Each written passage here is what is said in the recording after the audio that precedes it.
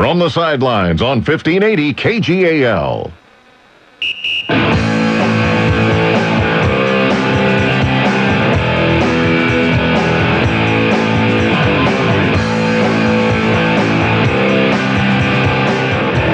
Raymond, you are smooth. I want to give myself a little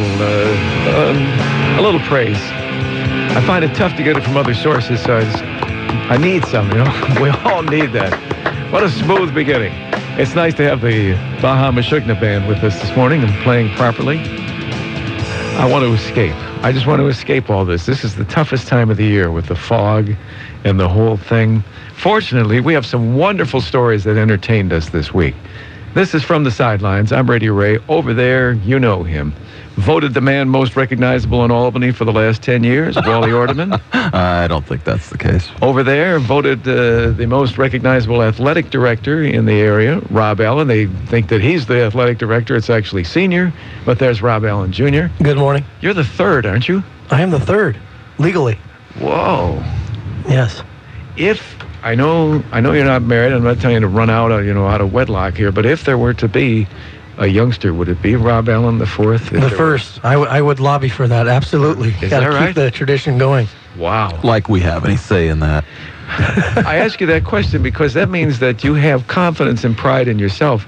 I would never have named my son Raymond the second. Why not? Because I wouldn't want him to feel that there's, the image of me. If I had enough confidence to say that's good, Raymond II would be good, I don't think it would be a good thing, so I wouldn't do it. There's so much pressure with the name Raymond, isn't there? Yeah, absolutely there is. It speaks well of you. Well, these stories that I was saying, with all of this fog, I find this is the toughest part of the year. I will admit, although Oprah is not here, that I am on vitamin D, and that I have swallowed again 16 more capsules in the car before I came in. It's supposed to be the sunshine vitamin that cheers you. And I think I'm going to take some more during our first time out this morning. But the three stories that entertained us this week, you had that, you get them mixed up. The Manti Kelly fellow who had an imaginary team that he was married to or whatever, and he jumped ship. The Lance Te'o guy that was on the internet with enhanced substances or something. What was that? Do you know those stories? Sure, I do know the stories. And Chip Armstrong. Yeah. And Chip Armstrong, who told Oprah last night. Oprah asked him the first question. He said, "Will you shut up?" The whole week. That kept this week entertaining in the midst of all this fog and these cold temperatures. You know the Chip Kelly thing. It's been discussed, and I do want to ask you a couple questions concerning it. But I want to start out with this because I want to play this one more time because I thought this was from the Church of the Beaver Believer when the two teams were going good, Beavers and Ducks, and the Reverend Mr. Orange and Black held a presidential debate because at the time, several weeks into the season, there were signs at the stadium, Mike Riley for president. There were signs in Eugene, that Chip Kelly fellow for president. And, maybe the Duck fans did not find the interview funny. When Chip initially jumped ship, Chip and Chip, that's kind of funny. I think, people said they understood it. He should go to the NFL. He was a great coach. Of course he wants to do that. Everybody aspires to that. But it's the manner in which he left the Ducks, coming back, saying for 10 days he was there and everybody, he's back for sure. And then he jumped. Even the Duck fans were upset. Did you find that? Oh, I found that there were some Duck fans that were upset. I'm not as upset with how that was handled. Given some time now to think about it. But you're not a big Duck fan. No, I'm not. And that's well documented. but I'm not holding a grudge here for Chip Kelly in the manner in which it went on, because these are high level, high dollar negotiations. Sure. And Oregon has a long history of going radio silent on a number of different issues. And I think that probably was the way that this was handled. Take injuries, for example. They don't discuss injuries on air. And I think that the PR machine for Oregon, I think everybody down there probably knew that negotiations were ongoing with Chip Kelly and the Philadelphia Eagles. Interesting. And chose to let it be, probably at his request, just to go radio silent on it, and then it was announced. I'll tell you what, I do want to talk about what you felt the background was and the reasons for his leaving, etc. But first, I do want to jump into this, because there was a time when both teams were going well, and the Reverend Mr. Orange and Black held the presidential debate, but the Duck fans might have been offended at that time. I think some of the Duck fans are angry now about the manner in which he left. If he would have left 10 days prior, it would have been fine. But now some of them are really angry. So maybe they will now get a kick out of this. If you listen again to the presidential debate between Mike Riley and that Chip Kelly fellow, who is not coming back to the University of Oregon, at least until April or May, and you may as well get used to it. Let's see what it involved here. This is the Church of the Beaver Believer, and I am the Reverend Mr. Orange and Black. The Beavers are still headed in the right direction. 6 games in and still at perfection. The fans, they reside in football heaven. It's the team's best record since 1907. So they're all giddy, happy, and smiley, and singing the praises of head coach Mike Riley. Not long ago, some clamored for a new coaching resident. Now they proclaim Riley for president. Duck fans, meanwhile, are in their own kind of heaven. Their winning streak now standing at 7. So they're not the least bit hesitant to promote Chip Kelly for president. So I thought today it might be great to host the very first coaches' presidential debate. Greetings, everyone, from the spacious auditorium of the Church of the Beaver Believer, and welcome to the very first coaches' presidential debate. Let's meet our candidates. First, the head coach of the Oregon Ducks, Chip Kelly. Chip, welcome. Hey, will you shut up? Thanks. Good to meet you, too, Chip. Let's meet our other candidate, head coach of the undefeated, wonderful Oregon State Beavers, the marvelous Mike Riley. Mike, welcome. Thank you for having me on. I appreciate it. Our great pleasure, Your Eminence. Can we get you anything? Steak, beer, pillow for your chair, anything at all, let me know. Incidentally, although our debate today is being held inside the Church of the Beaver Believer, I, of course, am an impartial moderator. First off, let's find out a little bit about the character of our two candidates. Chip Kelly, how did you feel about losing football's national championship to Auburn? It should have been mine in the first place, and now it will be. It will be mine. Whoa. Steady, big fellow. Mike Riley, let's closely examine your character. You seem like a very nice guy. Are you? Yes. I thought so. Good answer, Your Kingness. Very insightful. Sure you don't want a beer? I think there's some back in the kitchen. Let's get presidential. First, Mike Riley, what do you think is the biggest problem facing this nation today? I don't know what I'm going to do now because we are 300 miles from the closest in and out. That is a major worry facing everyone. Another excellent answer, Mr. Next President. I think we have burgers in the kitchen, too, if you're hungry. Chip Kelly, same question. Biggest concern for the nation today? Can you give us a little respect? I'm not sure that's a problem for everybody, but I can see where that might be a problem for you. Let's turn to the economy. Mike Riley, unemployment in this country has been and remains at 8%. Your take on that, please. Well, as we go on, I feel real good about their consistency. Keenly insightful, oh champion of all that is good and wise. Chip Kelly, your take on unemployment? This ain't hard knocks, and we ain't ever going to have hard knocks. I suppose that's true if you're making $5 million a year and have Nike on your side. I want to ask you both, what is your take on being president? Chip? It's not baseball. It's not another sport where you can afford to have a let up. Every single week is. I'm sorry, I didn't understand all of that. You know that sometimes you talk a little bit fast? No. Well, you do. Don't you agree, Mike Riley? Yes. You, sir, are a careful observer of all mankind, aren't you? All right, then, Chip Kelly. What would you point to as something you've accomplished as a coach that would show why you would make a good president? You know, I look at how many of our players from our defenses in the past are playing in the NFL. Casey Matthews, Spencer Pacer, Will Quaffle, Brendan Bear, Kenny Rowe, Eddie Puzzle. What? It would be nice if you guys didn't ask that question again. Well, I have to because I didn't understand anything you said. Then tell me this. What are the main things you think you would have to do as president? I got to block. I got to run good routes. I got to do everything. I'm off the line. Okay, then. One final question. It's yours, Mike Riley. Would you make a good president of the U.S.? Yes. Good enough for me. You've got my vote. And that ends our debate for today. Thank you for being here, Mike Riley. Thank you for having me on. I appreciate it. And thank you, Chip Kelly. Hey, will you stop? Hey, will you stop? Hey, will you stop? Hey, will you stop? Hey, will you stop?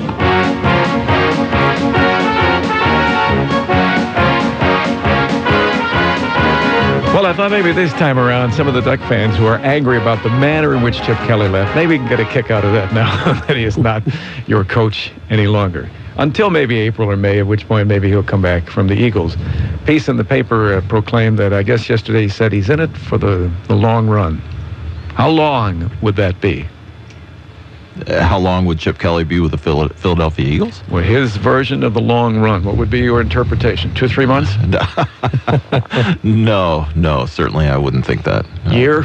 The goal would be the length of his contract, and I don't know how long that is. But the way the coaching profession is, especially in the pros, it's year by year, man. It is year by year, and they'll give him at least a couple to see if his system's going to be well received by his players and how he does at that level. But I'd give him 2 or 3. The whole thing about his jumping has been discussed long term, but I do want to go maybe a little different take on it. What do you think went on in the background? I find it interesting. You already expressed the opinion that you think the higher-ups, that would be the AD, Rob Mullins, already knew that he was still talking with the Eagles, and therefore it was not a shock. I don't think so. I do, and I think it's very likely that that's what was going on. But the problem I have is with the approach of Chip Kelly himself. If he asked the PR department at Oregon, or asked those in charge to keep it quiet while he had these ongoing negotiations, that's one thing. But I asked then at what point. I might agree with you depending on when you say they knew. Do you think they knew from the outset when he came back? He said, "I'm coming to Oregon, but I'm still talking with them." I think probably that's the case. Really? Yeah. Now I do disagree with you. I think it's possible that maybe somewhere afterwards, 7 days or something, when they contacted him again, maybe he gave Rob Mullins a little heads up. Well, and maybe that's the case. I certainly we're not privy to any of that, and so it is all speculation. That very well could be. But the problem I'm having right now is the fact that for that massive fan base that was told that he's coming back, that then there was a 180. That when you called me the other day and I hadn't seen it yet, I was blown away. And I know that Oregon fans were to see that there had been a complete 180 on this, because the assumption was he was back in for the long haul with Oregon. Absolutely. And so I think that is certainly a black eye. That one stunned me. But then as I reflected a little bit more, you think, Philadelphia hadn't hired a coach. Why was that? Were negotiations going on? And I guess I'm just trying to give them the benefit of the doubt. But here's the other thing. If Oregon knew that was going on and maintained that silence throughout that or so process that was going on, they're starting to walk kind of a fine line between what they release to their fans and what they keep quiet. Now, that's why I would not believe that they knew it from the outset, because they wouldn't have released it. They wouldn't have been as affirmative about Chip Kelly is here to stay. He's a wonderful Duck, and he gives allegiance to the school. They would have not have said all those things if there were still some doubt. The doubt may have arisen after 5, 6, 7 days, at which point you wouldn't say anything. You can't now. Yeah, that's a valid point. But what I'm trying to get at is that Oregon's PR machine relies so much on their fan base and this incredible number of people that support the University of Oregon. And when you are picking and choosing what you release to the public, after a while, even their own fan base starts to wonder if the information they're getting is complete. But you see, I give them the benefit of the doubt here, because I think they did believe that he was staying when he came back. And I think it's possible that somewhere afterwards, maybe he gave them heads up that they've been calling me again or we're talking again. And at that point, you can't say anything. That's what I would hope. Release. That's what I would hope would be the case. Uh-huh. And I hope that you're right, because otherwise, it is could even be said that it was a deception if they knew and yet were holding back. Hands up over there. Hands up. Yes. Mr. Allen. I have to agree with Ray, because I think the manner, because last year, he already entertained the idea of becoming a coach. Last year, Tampa Bay went for him. He actually said kind of yes, but then backed out and and stayed at Oregon for one more year. So as a fan, if I'm a Duck fan, I'm thinking deception. I've been deceived, because the easiest way to let your fans know is, I need more time to think about this decision. This is an important career opportunity for me and my family, and all the backlash, if you will, or from ESPN and all the other entities that have been talking about this have stated that the owners or the people who talked to Chip, the Browns, everybody else, felt that Chip, the most underlying factor was he looked tired. He looked like he was exhausted from the season. He didn't look like he was in interview form to even answer the question. So they kind of knew we need to go a little further. But Philadelphia obviously felt that maybe we need to try him one more time. Keep on trying him over and over. They were obviously the aggressor. Well, obviously, I agree with you. I think he would not have said, "I'm staying," if they were still negotiating. I don't think he would have said it that way. So Right. there was a point at which he felt he was staying. Somewhere that changed, and by that point, the university's hands are tied. They can't say anything, even if he did call them. But I would like to go further than that. The phone call, let's assume that he did not say anything, that he did not give them any heads up, or even if he did. Chip Kelly calls Rob Mullins, and let's assume, we'll go with your theory, that maybe he called him before the announcement was made to the public. He calls Rob Mullins, and either he is saying, "No, I'm still negotiating with him," but let's go a little further and suppose he didn't do that. He calls him on the day that he's changed his mind. He says to Rob Mullins, "Rob, what does he say? What is his opening line? What's the opening line of the conversation?" "Hello, Rob, this is Chip Kelly." Take it from there. Anybody? His first line is, "I'm going to the Eagles." And Nice come right out? Isn't it nice knowing you? Thank you very much. Yeah. All right. First line. First line is, Not, "I'm sorry. I've got some, I hate to say this to you." You want the good news or the bad news? No, I think his first line probably is, after reflection and after some more negotiation, "I'm leaving, but the good news is Phil Knight is staying." Yes. All right. What do you think? How does he open the conversation, Rob? Oregon already had a plan of sorts in case Chip left. I don't think there's going to be much of a search, for their coach. I would So think Helfrich, I think, it's like Bellotti. When Bellotti left, offensive coordinator took over. That was Chip Kelly. Offensive coordinator is Mark Helfrich. But I think you got to hopefully he would handle it respectfully, like Wally would say, and say, "Look, I had a change of mind, and I'm going to take the job in Philadelphia." And regardless of what he said, I just want. Do you want him to be angry? No, regardless of what the opening line was. "Hey, Rob, how you doing, babe? How's it going? Oh, by the way, I'm going to Philadelphia. You can reach me next week. Here's my phone number." I'm sure he introduced it somehow. "I've got some bad news for you." Sure. But the key thing here is Mr. Mullins' response. And let's assume now, if it is your theory, well, you can go back to the day that he tells him, "I'm still negotiating," because I don't think he told him that when he was coming back. Okay. I can't believe that, or they wouldn't have had that kind of press release that he's here. No, I get it. They wouldn't have been as praiseworthy. Mm-hmm. All right. So either he's informing him ahead of time that, "Hey, I might be leaving now, but it's 7 days afterwards," or he didn't say anything and it's 10 days afterwards. He said, "Rob, I'm sorry, I am leaving." What do you think Rob Mullins' response was? Mute button. Is that right? What do you think? Would he be nice? Would he be, "Are you kidding me? We've told everybody that you're staying here. Why?" Is it with anger? "Oh, yeah, good move. Good move for you. Okay."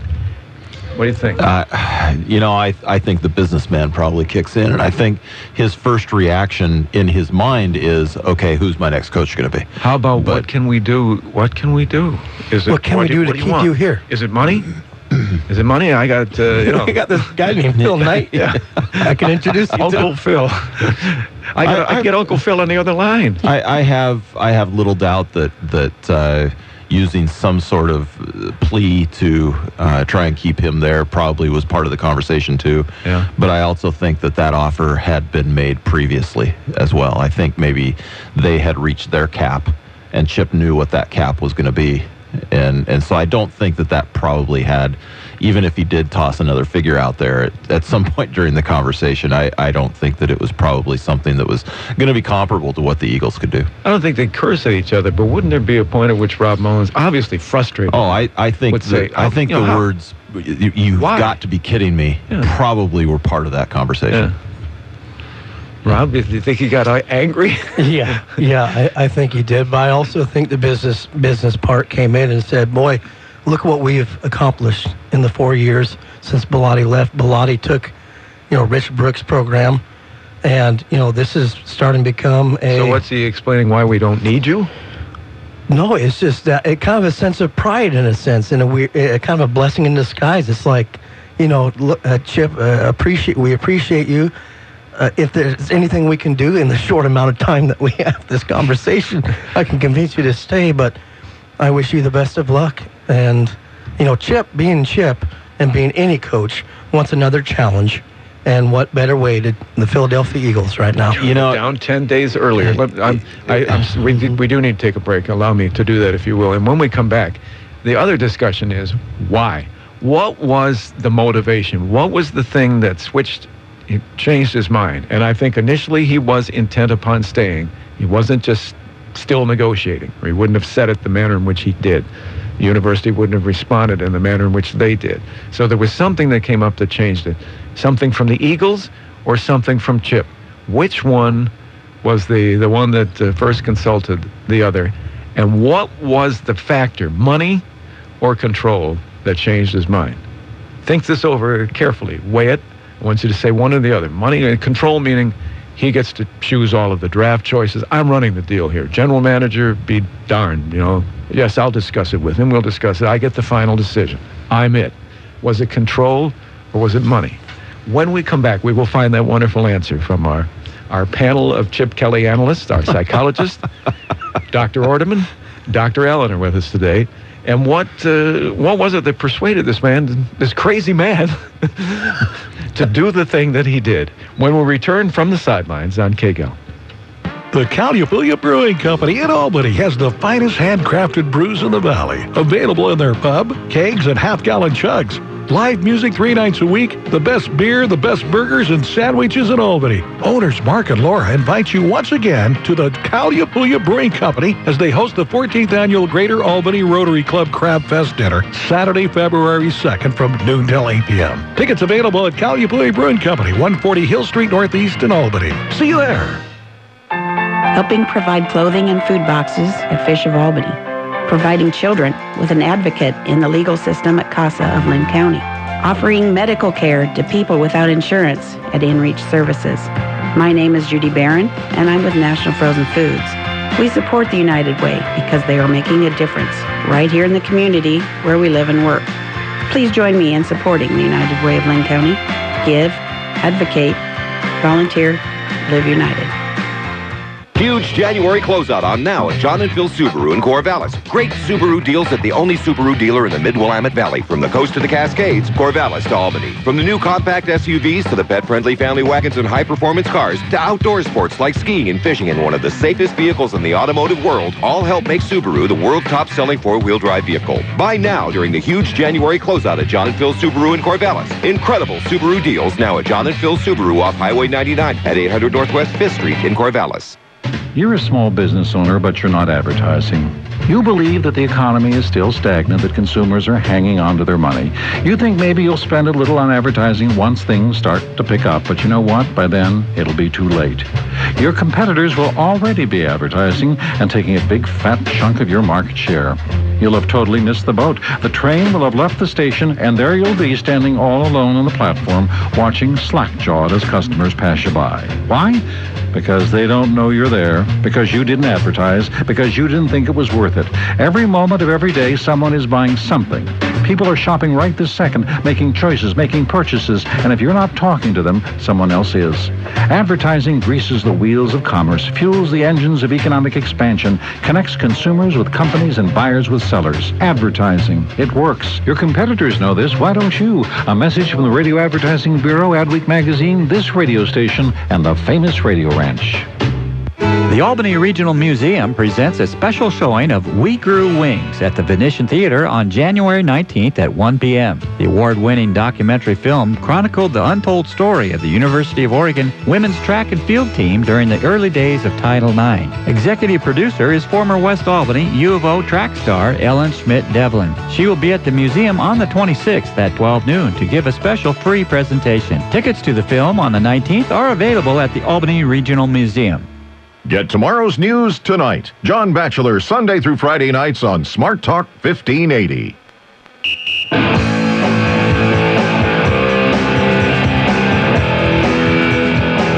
Welcome back to the studios. I am Professor Pitts, and this is our insight today here into the mind of that weirdo Chip Kelly. And I have with me today respected doctors, Dr. Orderman, Dr. Allen. With me today, we're trying to decide where this weirdo snapped on the 10 days after he says, I'm coming back to Oregon, and he gets all that praise. Was it only the praise that he saw? Did he know? Did he know that he was still thinking about Philadelphia? Did he cheat us? We don't want to go into that any further. That's been talked about. But I want to know, what was it that switched his mind? I do believe that weirdo believed that he was going to stay at Oregon. But then he changed his mind. Dr. Orderman, I almost said Oregon. There's Oregon and Orderman. It's very confusing. Is it Orderman University or Oregon? It's Oregon. Oregon, but it's Dr. Orderman. Sure. But it had to be either power, control. I think he's a control freak. It was either control or money. What would be your answer? Which one, the guy from Philadelphia, whatever his name is, Sylvester Stallone, somebody calls him up and says, hey, weirdo. They wouldn't call him weirdo. His accent goes in and out. Well, I have been out of Germany. I've been out of Germany for many years. And living in New York. And that will change things. Control or money? In your mind, Dr. Orderman, what was it that switched? I will answer that, but I want to go back to the previous topic that we were talking about, just real briefly. Yes. And that is, in talking about the athletic director at Oregon, what his response would be to Chip Kelly making that phone call. Oh, yes. The diplomacy at some point has to come on, because they want to, I guarantee this, they want to leave the door open for possibly Chip to come back in future years. That's true. They would love to have Chip Kelly back on those sidelines if the timing was right. If things didn't work out in Philadelphia after a couple of years, they would absolutely greet him back with open arms. Dr. Orderman, that's why you're here, because you always come in with these introspective things that ticks me off, because you are more introspective than I am, and I'm the host. But that's true, but I'm sure that he wanted to curse him out. Don't you think at least that... I think it goes back to that mentality of, you have got to be kidding me. All right. Now I'm in this position of needing to find another coach. So if a couple of years he quits the Eagles and he does not come back to Oregon, at that point, don't you think Rob Mullins would curse him out? Absolutely. Okay, that's it. All right. Okay. Money or control now? I don't think it's money. And no? I think Chip, he's comfortable with, he's making a great salary here. I don't think that ultimately it came down to money. One thing that is such a difference between the pros and college is the recruiting. And I know that recruiting can absolutely beat up coaches. And when you're in college, you're doing the recruiting. When you're in the pros, your players are chosen for you, or you get to choose your players. And I think that absolutely could be. So in a way, it's tied to the power. But I don't think ultimately it was the money. I think he probably had pretty much a blank check to do what he wanted at Oregon anyway. But ultimately, I think it probably came down to all the things that we said were reasons from the start. And that is, you possibly have some sanctions coming. You wouldn't have to do the recruiting anymore. I'm not saying any one of these is the factor. I'm saying that there's a combination of things that had us saying, this is probably the best time for him to go. That hasn't changed.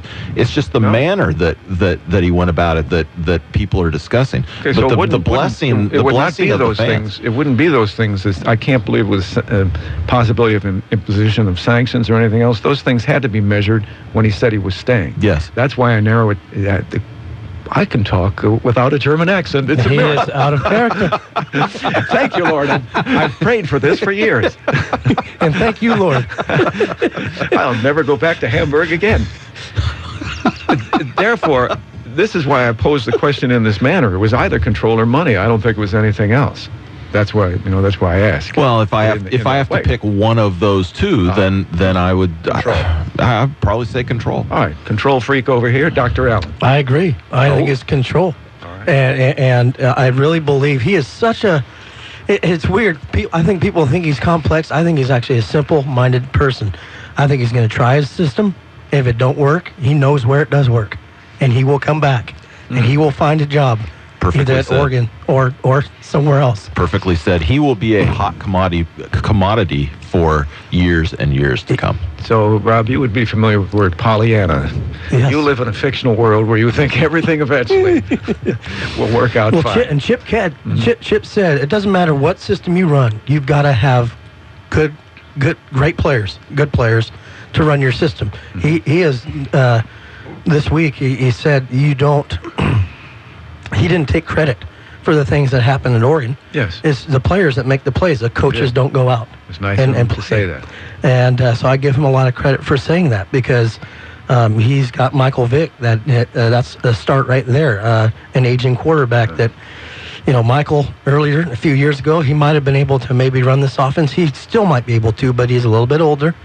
And you got to start right there because he's got to have control with players in the type of system he's going to run. And you know who fits that his system so well is Tim Tebow. Yeah. Tim Tebow and Colin Klein. Yeah. I've heard Colin Klein has been mentioned too. Calvin Klein. Calvin Klein. Hey, he's not at Oregon anymore. He needs a designer. You don't need the fashion designers for the Calvin Klein for the uniforms. He needs a designer. Calvin Klein and Colin Klein. Yes. All right. I thought about this question whenever it was last Wednesday or whenever it came out, control or money. And at first, obviously, control is critical to him. He has to be able to recruit the way he wants. He has to get the players. He doesn't want anyone else standing in his way. Right. So I thought, I agreed with you that initially control. Then when I thought it over, I thought, I don't see Philadelphia, if they had not granted him control 10 days prior, that they would have changed, because certainly one of those people they interviewed, they were all capable people, would have agreed to the whatever the standard was that they set. Here's what you'll get: a little input, but the general manager, whoever that is, will also have input with you. I'm sure that these people were capable enough as coaches, would have accepted what Philadelphia wanted, and one of them would have been hired. So I believe that from the outset they had offered him the control. I don't think they would have changed their mind, in other words, in 10 days about how much control they would give him, based, as you perhaps say, that the interviews, they didn't find someone else. I think they would have. So I had to finally dispose of that theory, which was my initial conclusion also, that it had to be a little more money. Now, I find it hard for me to believe that one, because Oregon, obviously, with Uncle Phil, has an open closet. Uncle Phil, if you need somebody to give your money to, give me a call, 926-5425. It's probably, he has a need too. Maybe it is to give somebody a need. Maybe it's to back this radio station now that he hears the wisdom that's coming from it this morning. So I couldn't believe the control matter for that reason I just gave, and then I switched to money. Hard to understand that, because Philadelphia must have offered him a bundle, but I think in the end, I think it came down to money. That they called him back and said, all right, here's how much we will give you. We'll never know. It's unlikely that we'll know. And I see what you're saying, and you laid that point out perfectly. I get it. I just disagree. All right, Dr. Orderman.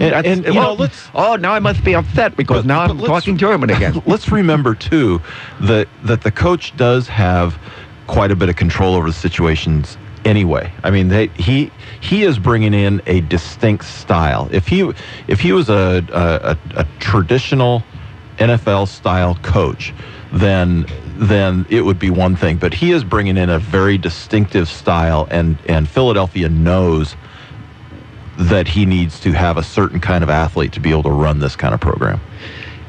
Here's one of the things I thought about immediately. Colin Kaepernick's success last week, 181 yards rushing. It was incredible. Russell Wilson's success recently. They should have won that game last week. Yes. That was a heartbreaker for the Seahawks. By the way, anybody else want to adopt my rule of you cannot kick a field goal unless you're inside the 20 with less than 2 minutes left in the game? No. Oh, yes. No. Oh, yes. No, no. I remember the discussion. No way they should have been remember how wrong you were. No way they should have been able. Just 2 passes, 29, 19 yards. But what the heck happened to the Seahawks there? That said, Russell Wilson's success, Kaepernick's tremendous success, RG3, even Andrew Luck can run. Maybe last weekend, maybe that switched Chip's mind. Hey, I can do it. I thought of those things, and I dismissed that immediately.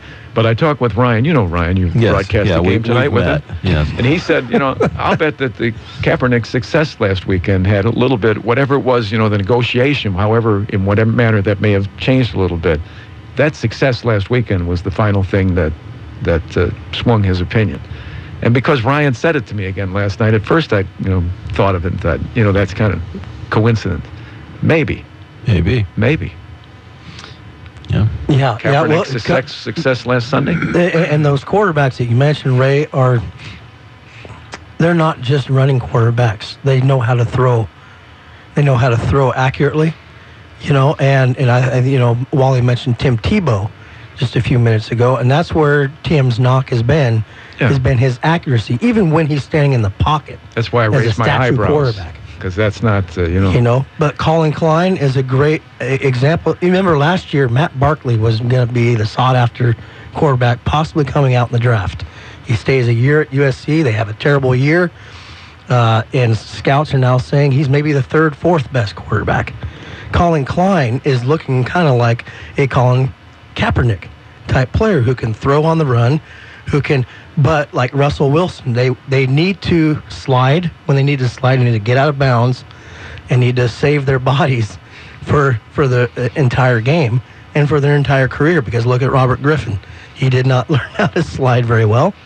And his knee, he's had an operation. We better take one more break, because there are a couple more. We may not get to the other two. We may have to choose one of the two, Manti Te'o or Lance Armstrong. Well, that's an easy decision to discuss here. Is it? Why? Because the Monte Te'o thing's tabloid stuff. I mean, that's just... It's fascinating. That's what I want to show you. It is fascinating, but certainly the Armstrong thing has more meat to it. Again, I suddenly speak German because now I'm upset. That's the one I was going to choose over the two. Yeah, go for it. I would like to talk about Manti. We did devote a lot of time to Armstrong a little bit last week. Wait, did we? We did. We talked about Armstrong last week? We talked about Armstrong and baseball. I don't remember that. I believe we did. Armstrong? Yeah. Why? There was nothing in the news at that time. I don't know. Both of you are fruity. I'm going to give an analysis. Bring up the tape. You're in control, Siggy. All right. Now that's enough. Discuss that at home. What do you think? And would you agree with... I kept weighing the decision, control or money, and although control would seem to be the thing, for the reason that I explained at length, I went back to money, although that's hard to believe, too. Could it be something else? Discuss it at home. Get back to us, and for sure... Stay with us as we discuss either Lance Armstrong, Manti Te'o, or Kurt Schilling's selling of the sock, the red sock, the one with the blood on it. Oh, no. He's going to auction it off. I heard that. Really? He had financial failure in a video game thing that he was in. Some company had bottomed out, and so he's selling the sock. Ray's going to get it. What will we do? He's going to get it. You're going to get it, aren't you? Which one will we discuss when we return? My question would be, why does he still have the thing? Wouldn't you keep bloody sock? That's so unclean. Of course. Where do you keep something like that? For this exact reason, when you finally have trouble, you can auction it off. Where do you keep something like that? Ray's got a bloody sock, I'm sure, somewhere in his drawer. Locked in a box somewhere, because you understand contemporary society and the fact that someday that's going to be worth a bundle. Wow. That's why. That's why, Dr. Orderman. I'm surprised you don't know that. You're very naive. Stuff. You're a very smart analyst, but you're extremely naive. We will take this break and we will return from the sidelines there. The Osgood File, sponsored in part by Regis. Let Regis help you focus on your business while they take care of your workspace needs. Get 2 months free on a fully wired and furnished office. Call 1-800-OFFICES. This is Charles Osgood. For a long time, food packaging was nothing more than a container, can, jar, box of some sort to put the food in to make it easier to sell. But selling came to mean advertising what was on the inside, on the outside. This prompted governments around the world to also require reading material for consumers about ingredients, calories, chemicals, fats, carbohydrates, preservatives, that sort of thing. Consumers began asking unexpected questions, and now, in Spain, a new concept of active packaging has emerged. Traditional packaging is limited because it acts only as a passive barrier. However, this new active packaging could extend the shelf life of the food packaged products, maintaining the quality and the safety at the same time. Does this mean that the consumer can not only read the container, but maybe eat it? Sometimes yes, as you'll hear after this. Businesses, from startups to Fortune 500 firms, have something in common. They're intentional, they focus on success, and they don't get distracted. And many successful businesses have something else in common. They work from a Regus office. Your beautifully furnished wired Regus office can be ready when you need it, with a receptionist, access to meeting rooms, and state-of-the-art video conferencing, all with no long-term lease. Regus is the new way to work. Call 1-800-OFFICES and get 2 months free when you mention Osgood. That's 1-800-OFFICES. In this moment, who has your back? An insurance company delivering excellence during your claims process? Auto Owners Insurance has been recognized as highest in customer satisfaction with the auto insurance claims experience 5 years in a row by J.D. Power and Associates. Let an Auto Owners independent insurance agent have your back, so when the unthinkable happens, you get the claim service you deserve. For J.D. Power and Associates award information, go to jdpower.com. Find your local independent agent at autoowners.com. Reporters from around the world have visited Spain's Tecnelia Institute to find out about these active food packaging techniques they've heard about. One of them is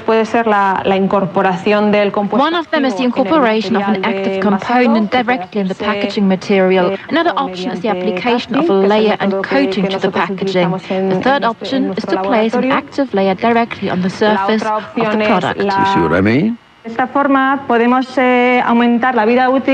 doing this, we can increase the lifespan once the packaging is open. The growth of mold is a big problem, so incorporating an antifungal component permanently in contact with the cheese will allow us to extend the cheese's lifespan once it's opened. Science marches on. So does packaging. The Osgood File. I'll see you on the television come Sunday morning on CBS. This is Charles Osgood on the CBS Radio Network.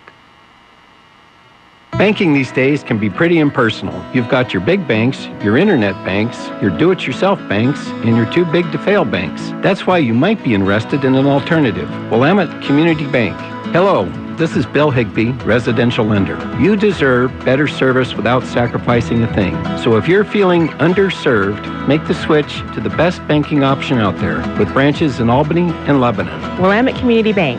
Service like no other. We promise. Member FDIC. Equal housing lender. Now, for a limited time, save $20 on radiator or transmission flushes at Kanega Tire Factory. And if you're watching your budget, ask about the latest variety of quality used passenger and light truck tires. For over 50 years, you've trusted Kanega to keep you and your family on the road. And Kanega services just get better and better. From tires to struts, brakes to free battery checks, even propane for your barbecue and RV. Still at the Y in Lebanon, the place to buy your tires and more is still Kanega Tire Factory.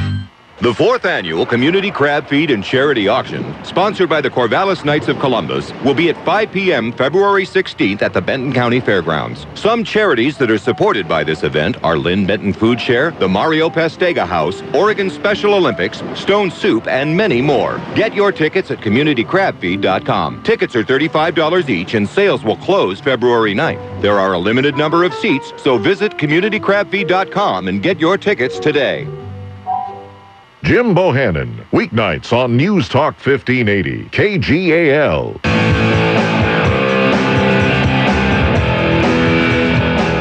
The Baja Meshuggah Band brings us back in from the sidelines. We do this each Friday. I know those listening for the first time, I know your question is always why.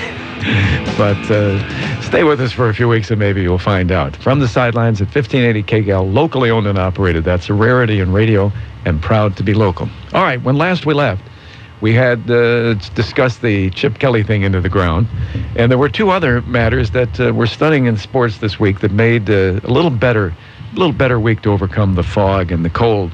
One was the Lance Ferguson interview, or Lance Armstrong. Yeah. Lance Armstrong interview last night with Oprah, And the other was the Manti Te'o story from Notre Dame that was very peculiar about the girlfriend that he apparently was in touch with on the line, on the internet, and that he said during the season, I didn't even know this, that her death had really inspired him to do great things at the end of the season.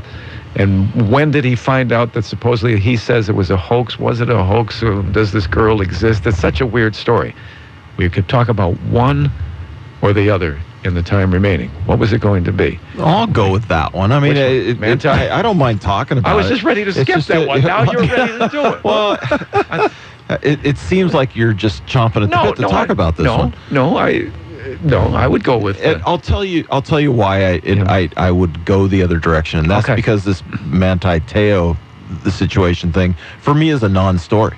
It's one of these things where I just feel like it's completely none of my business. The media are the ones that are getting the black eye, and I can't believe that it's all over these shows and that it's being discussed this much, because the media are who took that story and glorified it. And now it just, I think that it makes the media look silly. All right, so we'll go to the other thing, but I would say I find it interesting because I want to know what the whole thing is about with this inspiration provided by this girl that died. I want to know when he knew about it. I want to know if he told the truth about it. Why did he spend 2.5 years? He did go back to Stanford. Wouldn't he have tried to visit the family? There are questions there that I think are legitimate questions that I'm now intrigued by. Well, they're legitimate questions. They're legitimate questions, but again, none of our business. I mean, it just it is because he won the Heisman Trophy. I want to know. He didn't win the Heisman Trophy. Well, I mean, I'm sorry. I know. I'm trying to speed into it because I'm looking at the clock at the same time, and I say things. And I interrupted you. I'm sorry for that. Well, no, you didn't. No. What is going on here? It's something now that I do want to know. Well, first I thought this is a stupid story, but as I get into it, unfold and find out how it all came about, and that it was 2.5 years that he was online, and that he gave an interview on December the 6th that he had been duped, and yet there are times afterwards when he still said that she provided an inspiration to him as the build-up to the championship game. I want to know the timeline in these things, and suddenly I am interested. But as far as sports, directly in sports, it's the Lance Armstrong matter that obviously is more sport-related. Sure. Lance Armstrong's interview with Oprah, did you see it last night? I didn't see it. No, I didn't. Rob? No? No, I've heard bits and pieces of it. I saw maybe a small segment earlier this week. Yeah, and I looked online today before coming to the show just so I could see and caught little pieces of it and read a pretty good recap on it. In that case, let's talk about Manti Te'o. Hey, you take it whatever direction you'd like, right? Well, and it will be everywhere. I was disappointed that as they began to discuss, he immediately made it clear that he went all seven Tour de France's, that he had been on substances throughout, that he won them all while he was using enhanced substances. He said EPO, he took EPO, he took human growth hormone, they did blood transfusions. The whole thing, every one of the things that she mentioned that are given as a boost to athletes energy and strength, he said yes to. At no point, Oprah asked him at one point about his teammates, and he was the captain, he was the power. If this was it evident that they had to take drugs because either they won or they might be off the team? And he said, well, it was just, he was the leader. But she never asked him, did everyone else, she never came point blank there and said, did everyone else on the team take drugs? Did everyone else take drugs? Now, she agreed that Lance, as the leader, might have made it a pressure for all of them to take drugs. And she seemed to understand that if Lance were taking the drugs, and they all knew it, although she didn't make it clear, but apparently they all knew it, then there was pressure on their part to take the drugs so that they could stay on the team. And she seemed to understand that would be a reason. She couldn't understand the pressure that Lance Armstrong went through because he was a great athlete. He mentioned immediately the East Germans, for example, that he saw other people who were doping. She didn't seem to understand the pressure for him. Now he was arrogant, he was foolish, he was wrong, but there almost seemed to be an acceptance of the teammates taking drugs because they had to do what their leader was doing. That seemed to be an inconsistency to me. A little bit. He did say that he never directly, threatened anybody on his team or anything like that to do that, but that because he was the leader of the team, that it was implied, and really, I thought took responsibility for that. I think that's the case. But it seemed like Oprah saying, well, I understand now, I understand because you were the leader, they're going to take drugs because they felt the pressure. Well, should have made it clear that every one of them is guilty also. Let's put their names on the screen. Let's put all the athletes' names on the screen. Let's embarrass them as well. And he stopped short of doing that. Not embarrass them. Let's make them. He stopped short of doing that and said that he was sitting down for this interview to talk about himself and not about others. But I wish Oprah would have said, it doesn't make any difference. They're as wrong as you are. They're as arrogant and stupid as you are. It almost seemed like, oh, there is a pressure there. Now, this is another reason that you're guilty because this pressure made them take drugs. What about the pressure of these Germans doping, making him take the enhanced substances because he knew he couldn't win without them? We need to take a break here. We should have discussed that at length, but we didn't. Manti Te'o, interesting story. Maybe next week we'll find out more. I don't want to stand next to you at a shopping, at a store counter at all the tabloids sitting there to your left. More in a moment. 100 years ago, Woodrow Wilson became our 28th president. Henry Ford started the assembly line with the Ford Model T. The Mona Lisa was stolen and Charlie Chaplin began his film career. First-class stamps were 2 cents while gas was 8 cents a gallon. Adding to that list, the founder of Wilson Motors in Corvallis was born. That's right, Mr. Wilson is turning 100 years old this month and still comes to work 6 days a week. That's a great reason to have a sale all month long at Wilson Motors celebrating his lifetime achievement. No chances to win a free car, no scratch-off games to win, and no microwave sets. Just good old-fashioned sale prices on all vehicles marked down. No games and no surprises. All new Ford, Dodge, Chrysler, and Jeeps, and 130 used vehicles all on sale. Great prices and great selection. 100 years ago is when the famous Cracker Jacks box also began. So stop on by Wilson Motors in Corvallis and get a free box of Cracker Jacks to celebrate this landmark birthday. Who knows, you might even win a cool prize in your Cracker Jacks. But for sure you'll get the gift of savings all month long. Happy 100th birthday, Mr. Wilson. Experience the Wilson Way difference. Wilson Motors in Corvallis. This is Charles Osgood. Most people who run a small business will tell you that there are limits to what any one person can get done in a single day. After all that buying, selling, handshaking, even the best multitaskers start to feel overwhelmed at times. But remember, you're not alone. The UPS store in your neighborhood is ready to help. With professional printing services like brochures, flyers, and business cards, your hard work will be represented the way you intended. Their mailbox solutions save time and make life easier. With a real street address, email or text notifications when mail and packages arrive, and package acceptance from any carrier. Also, their custom packing and shipping solutions give you confidence that your shipment's been packed with the know-how of a certified packing expert. With all these great services in one convenient location, you'll find that multitasking is as easy as visiting your local UPS store. And don't forget they're open Martin Luther King Jr. Day for all your printing and shipping needs. Find a location near you. Visit theupsstore.com. The UPS Store franchise locations are independently owned and operated. Services, pricing, and hours of operation may vary by location. See Center for details. Buying or selling real estate can leave you with a lot of questions. You found what you're looking for in the perfect house. You know someone else is looking at it too, and that if you don't make an offer today, you might lose it, but your spouse hasn't seen it. What do you do? Dave Pouch has the answers, only on Real Estate Talk. The internet is a great tool for buyers, but which sites are the best? We're live every Saturday talking about what's actually going on in the market here. Real Estate Talk, Saturday mornings at 10 on 1580 KGAL.